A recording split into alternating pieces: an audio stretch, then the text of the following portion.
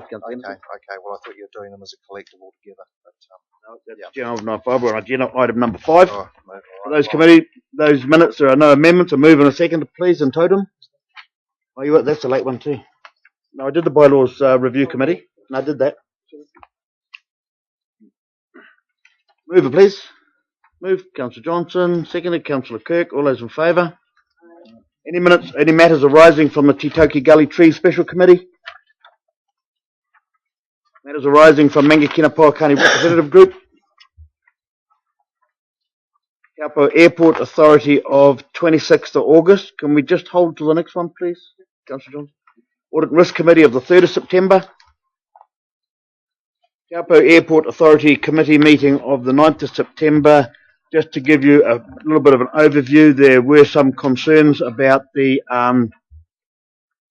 continuation of air flights in and out of Taupo. There has been some cancelled around New Zealand, Wanaka, Masterton, bits and pieces. We as a committee went forward to try and make sure that Taupo is well served into the future. And we had a team of Councillor Johnson, Wayne Taylor and John Fennell visit yesterday to Air New Zealand. There really isn't an Eagle anymore. It's basically Air New Zealand now. And Councillor Johnson will report on that meeting from yesterday, please. Yes, we tried a proactive approach to engage with Air New Zealand before we had the writing on the wall, and the meeting went incredibly well, and they assured us that we weren't in their term critical care stage, and their outlook for our services are in the medium to long term, which is 7 to 10 years guaranteed service to our town. The issues will become the plane itself, because it's no longer in production, the 19-seater. So we have a few years up our sleeve to try and create capacity to a 50-seat plane. So that's quite a big job for the whole community.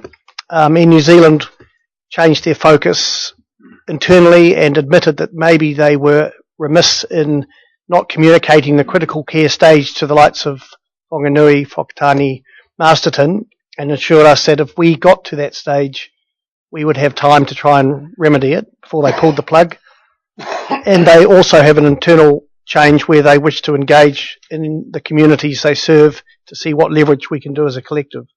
So the positive news is we have a service pretty much guaranteed, because I don't think you could say it's 100% guaranteed, but short or medium to long term, we have a service to our town, which is great. That's fantastic news, because it has been of concern to the airport committee, which I had the pleasure of chairing for the last 6 years or something.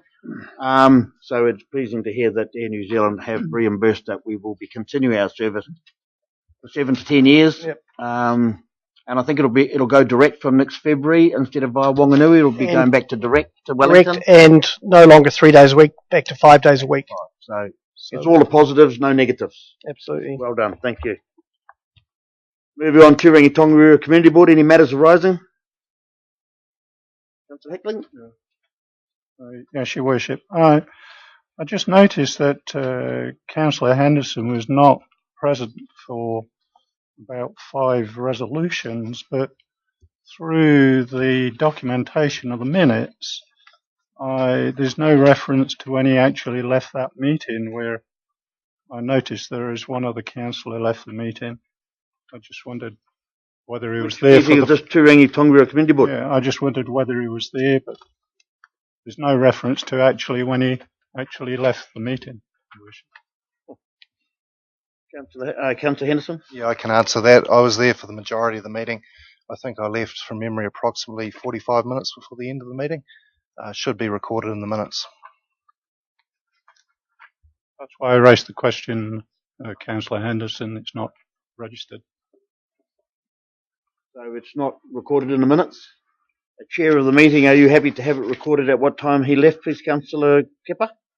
Yeah, that's okay by me. I can't recall just when he arrived and departed, but no, that's okay by me.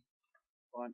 That could be recorded, please. I just noted that there was an adjournment of the meeting, and I just wondered when it was, and when he left the meeting, Your Worship. Is that when he left the meeting at the adjournment? I believe the adjournment happened from memory earlier in the meeting to give us a break between hearing the community grants from memory. So no, that wasn't when I exited the meeting. I think it was about 45 minutes before the end. Well, if you could note if the chair's happy that 45 minutes before the closing time, whatever that was, note that Councillor Henderson left the meeting, please. So that was two. So bylaws review special committee of 16th September. Any matters arising? And the last one, audit and risk committee, or the second to last, because we've got the bylaw review there and the Lake Taupo Protection Joint Committee. Audit and risk committee of the 20th September. Any matters arising from there? And the last one was the Lake Taupo Protection Joint Committee, Project Joint Committee. My apologies. Okay. Moving now to agenda item number 6. Agenda item number 6, presentation here from Mr. Ridd, and I see, Mr. Ridd, that Mr. and Mrs.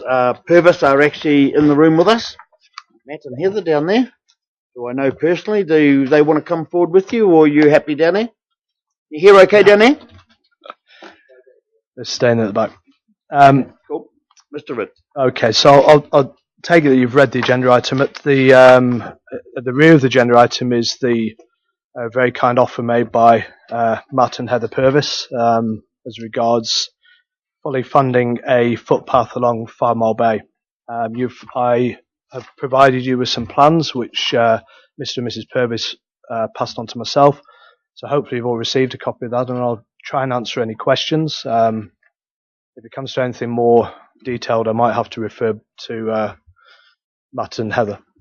Mr. Ridd, I think it's an extremely generous offer of Mr. and Mrs. Purvis to do this, gift this wonderful path through there.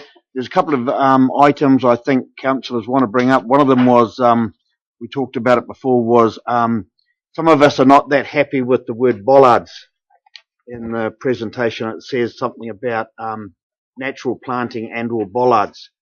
I leave it up to the fellow councillors, but me personally, I wouldn't like to see bollards at 5 Mile Bay. I think it's a very natural place, and rocks and trees and things like that, but I don't like bollards personally, but it's only me. So I'll throw it open to the fellow councillors and see if what other comments there are. Please, Councillor Kirk. Yes, thank you, Mr. and Mrs. Purvis. It's extremely refreshing, and in fact a breath of fresh air to have people in the community coming to council with something positive for a change. I think I support this in principle completely, but I just have some concerns about the consultation that we've just gone through and the difference in opinion. And so I'm not quite sure why the cut-off is today for such a generous offer. I just think a week it's a huge decision to make when there was such a lot of public interest in something to make. It's too quick a time period, I think, for me. But I absolutely applaud them for wanting to put something back into it. I think if I could actually answer that one and help Councillor Kirk. As and when council money became available, it's always been out in the public that we would be building a path down there when we had the money. We don't have to go out to public consultation, and I think one of the reasons is this tight time frame is because there's some movements with the cycle challenge that wanting to run some events out there, and if we give it the green light today, we'll meet those time frames. Otherwise, we wouldn't meet the time frames if we left it to a new council or another month or something like that. I completely understand that, but I just, on the back end of what we've just been through publicly, just as long as it's handled appropriately and it's not going to go back on what we've already. Let's call a spade a shovel. This generous offer of the Purvis family is not about taking cars off 5 Mile Bay. It's about building a path where people can walk, cycle, do what they want. But I think the only issue for me is I don't want to see bollards. It's not a place for bollards, in my opinion. It's a natural environment, 5 Mile Bay, and I think it should sure have a path, so people can walk and cycle and not trip up on that. But I don't like bollards. That's just my opinion. Councillor Heckling. Well, as a councillor, I would have to vote for this. I certainly can't turn this gracious offer down. But if we just look at page, I think it's 6 of 7, you'll see the placing of the bollards are more or less right on where the sort of low planting is on the edge of the sort of the beach area. And really and truthfully, they're only in certain places where it's fairly vulnerable from some of these plants. And I would have thought it was really good practice to try and stop at least egress onto those that low planting area. So I personally have no problems with the plans that's shown us here today. I think it's been well thought out, and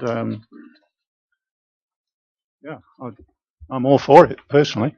Thank you. Councillor Crate? Yep. Councillor Crate? Can I just add to answering Councillor Kirk's queries there? You've got it right, Your Worship, that it is some haste to it because of the Cycle Challenge wanting to put a easier event on. There's also haste because we've noted that the popularity of this path since we put one in for the Mizuno, where 2,600 people went along it, and it joins up with the whole concept that goes back way in history in Jones' time. We'd just like to get it done before the tourist season begins this year. And we've got in place the next stages of it being constructed. It's going to take 16 days to actually put it in, weather provided. So that's one of the other reasons I'd like to explain here. Fine, thank you. Councillor Henderson? Thank you to the people who have made this offer, firstly, from the public.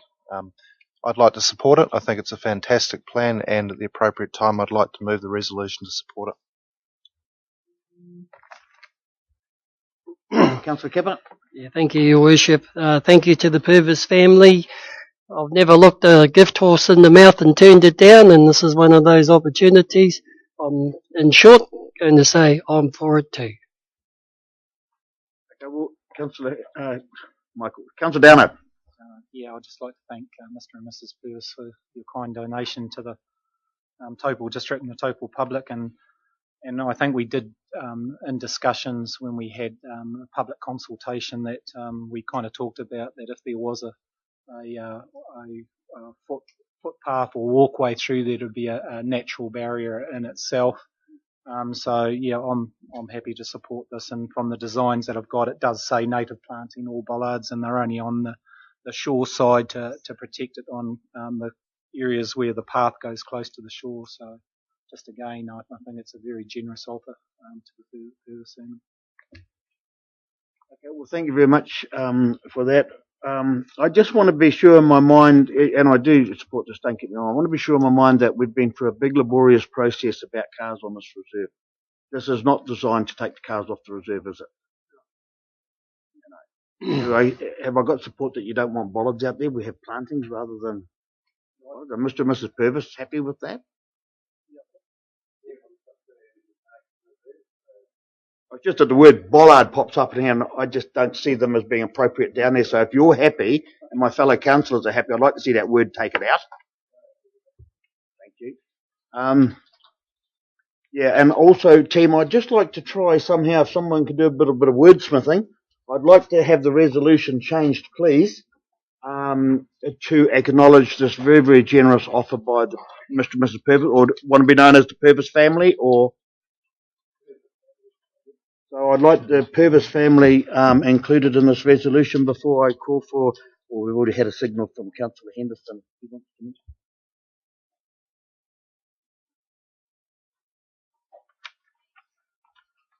So, are you writing there something? Are you the wordsmith, Mr. Green? The Taupo District Council approves the project to construct a footpath at 0 cost, and that the Purvis family is thanked for their very kind, very generous offer. It's not a donation, is it? It's a very generous gift to the people of Taupo District. Okay. So, do you want to read that out just a little bit louder so Mr. and Mrs. Purvis can hear at the back of the room? Please? So, Taupo District Council approves the project to construct a footpath along the 5 Mile Bay Reserve at 0 cost, And the Purvis family are thanked for their very kind gift to the people of the Taupo District. It is a reserve belonging to the Taupo people. So if you're happy with that, Councillor Henderson said before that he wanted to be the mover, and I know everyone's going to put their hand up wanting to be a second. I don't know if you can have seconders en masse. Anyway, I'll give it to Councillor Hickley. I know you want to do it. All those in favour say aye. Aye. Thank you. And thank you.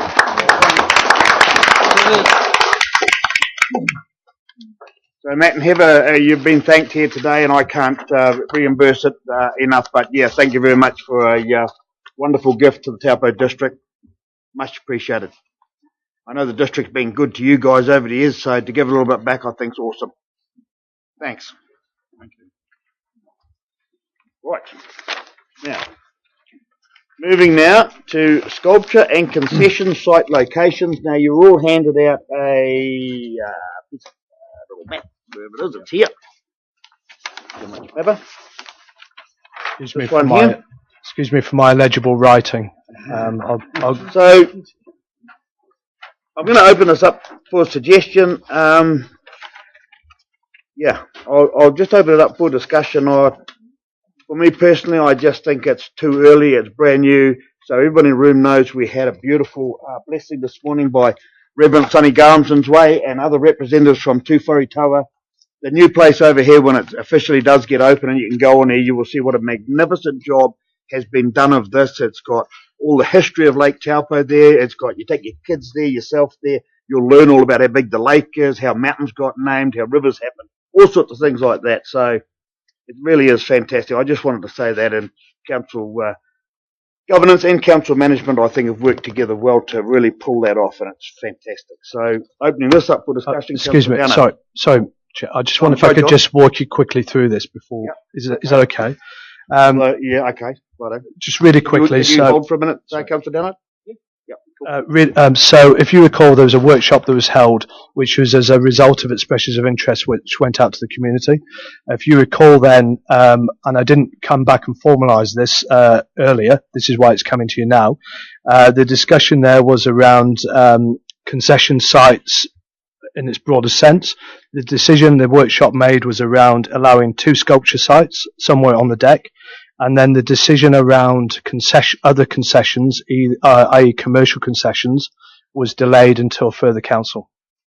So the aim of this paper is to primarily agree those sculpture sites, but also to put a stake in the sand to say there's 2 concession sites either side of the water treatment plant for a future concession should it come along, but that will have to come through the council to make a decision.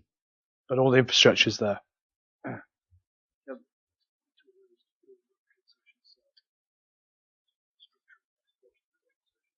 So it's allowed, just to strap on that, please, lovely.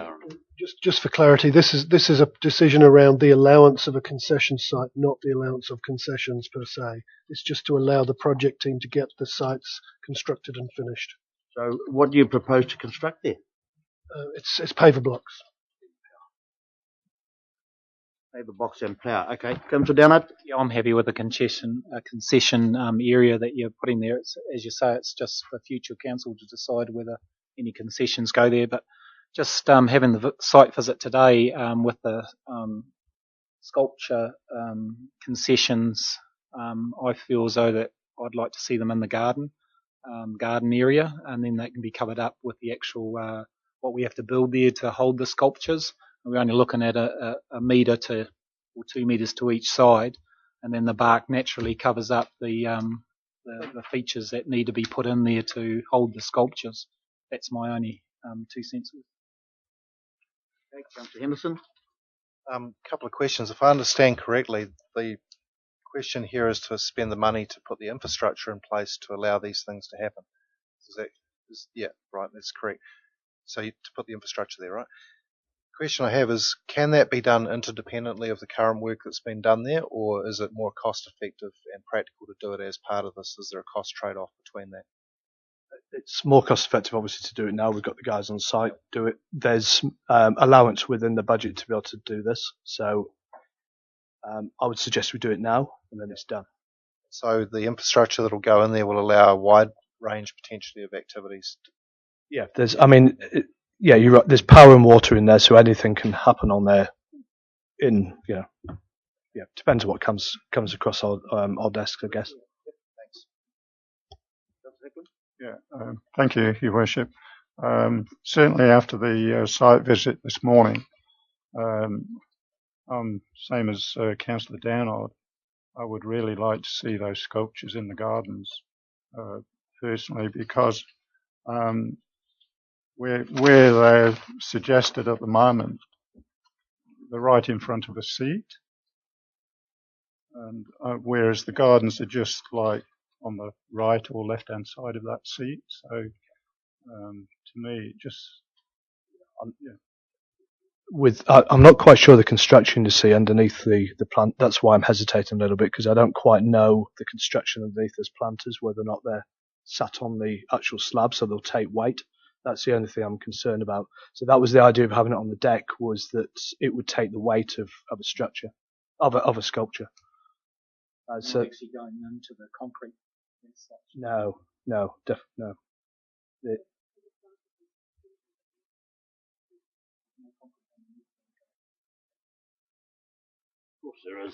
Of course there is.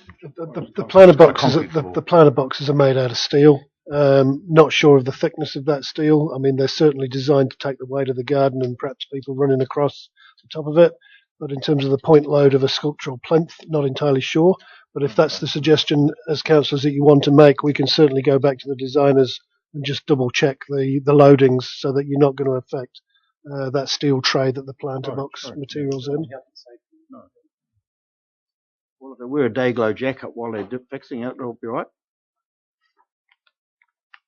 Councillor Henderson? Do we have an estimate on what the return is we can get off these two concession sites? It really depends on what you put in there. Yeah. I couldn't at the moment. Ballpark, $5,000, $10,000, $50,000. Currently get $5,000 a year from the coffee cart. Okay. It could be around that sort. Yeah. Yep. Okay. Well, I tend to agree with Councillor Downard and Councillor Hickling, and I wonder if the sculpture positioning should be left to the next council and get some information as to whether they can or can't go, because I think they should rise out of the garden rather than take up a people's space. I have to agree with that. You're getting ready to say something. Yeah, there's the Sculpture Trust have got an offer of a piece which they can borrow, which is currently Wellington City or Auckland City. One of the two are looking at purchasing. It's a really cool piece. They've got the offer of that being lent to them, so they were looking at putting something in fairly quickly. So we rush ahead and we do it, and we find out 2 weeks later that it could have gone and risen out of the gardens. We can look at the gardens we can look at the gardens, do this investigation, and then correspond by email. I guess the only rush is that Scotland Trust need to be able to say yes or no. And I think the piece is probably on its way, so it's about getting it in there. But we can do that background work in terms of where it goes. Well, that's just take a minute. We discussed this before. So are you telling me that Tū Whare have approved this? It's on the way, I'm just hearing. So we're just rubber stamping. It's on the way. We talked about this before. If you don't go down a certain process, you're asking for trouble. And I think the first process is the sighting of it, the situation.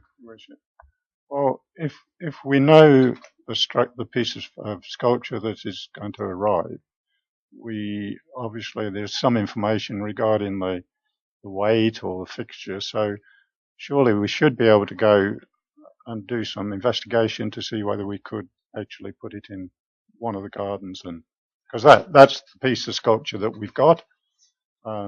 Whether we've gone through the right process, I'm really not sure. But so management obviously know what this bit of sculpture is, but we wouldn't have a clue because we're just governance.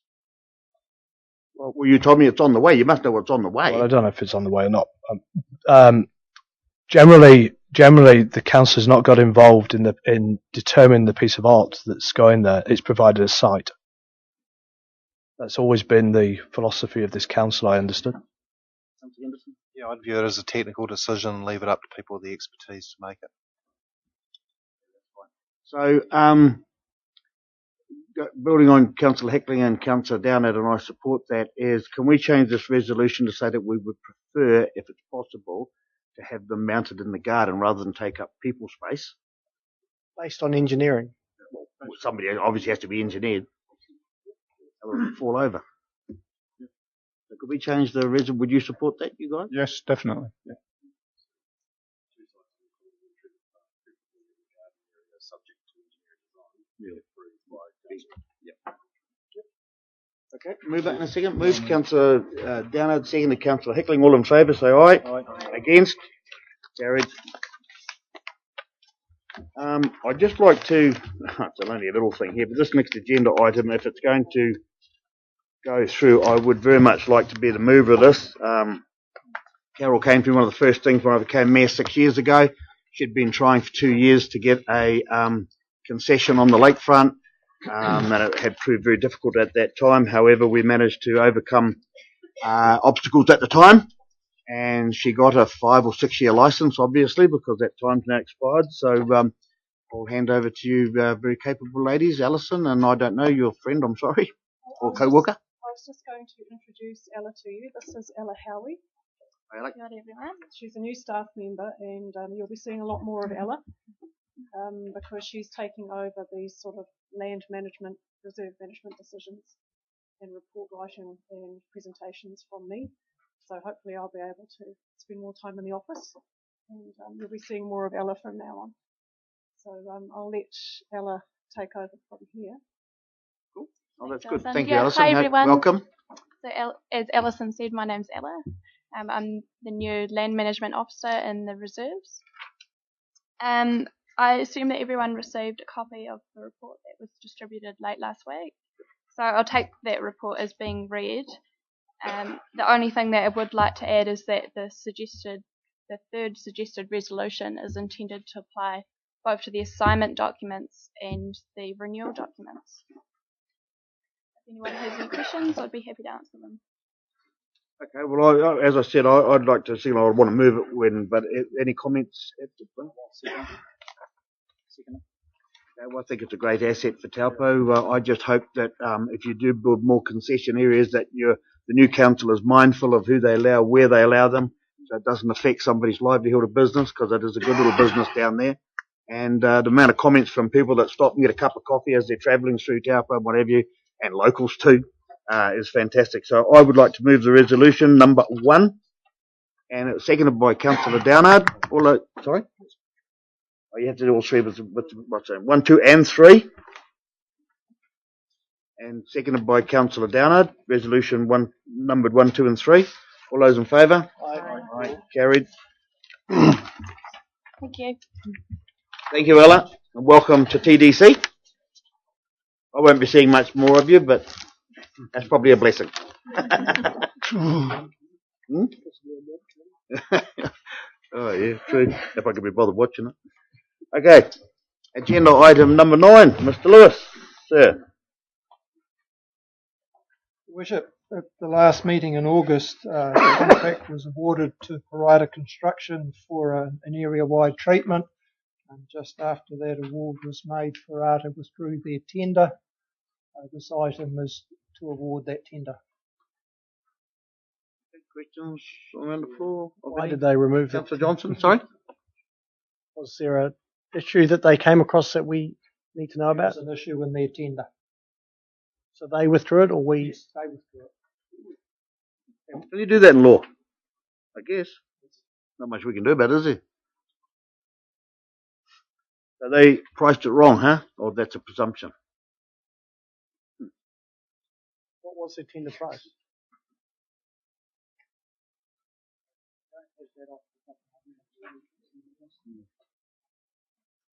Okay, well, that's a question, I guess, of clarity. It's not going to make much effect on the decision we have to make here today. Councillor Kirk? Oh, no, I totally agree with you, Mr. Mayor, but they made it right through our tender process, and then the problem was picked up. The problem was picked up by at their end? By themselves, by their end, yes. Okay, their tender for clarity was 273,000, which was passed by Johnson and Truman at the last meeting. They've withdrawn for whatever reasons they're entitled to under law, I guess. Until the documents are actually signed, it's not a contract. It's only a word, a handshake, for the want of a better word. Some people stick by those, old-fashioned of us, and some people don't. The new tender is $328,000. What was going back to that agreement, what was the council's quantity survey? Quantity, 405. so you're still under 405. That's coming at 328. Do these people actually want to do the job? Correct. Do we have a mover, please? One moment, yep. Just before we move it, I just note, I believe that the tender was 273. 273, yep. Yeah, and the current range is from 328 to 379, and the engineer's estimate is 405. Correct. So these guys were way, way under what the engineer's estimate was. The removal. Right. Was that that was obviously the lowest one we received at the time. Right. Have they done any work for us? Yes, they have. Okay. Successfully, I gather. Yes. It's gone well. Yes. It has gone well. The low price was in the supply of base course.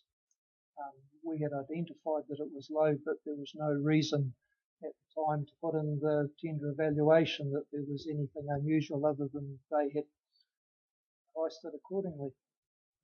Subsequent to that, they withdrew their tender. Thanks for the explanation. Right.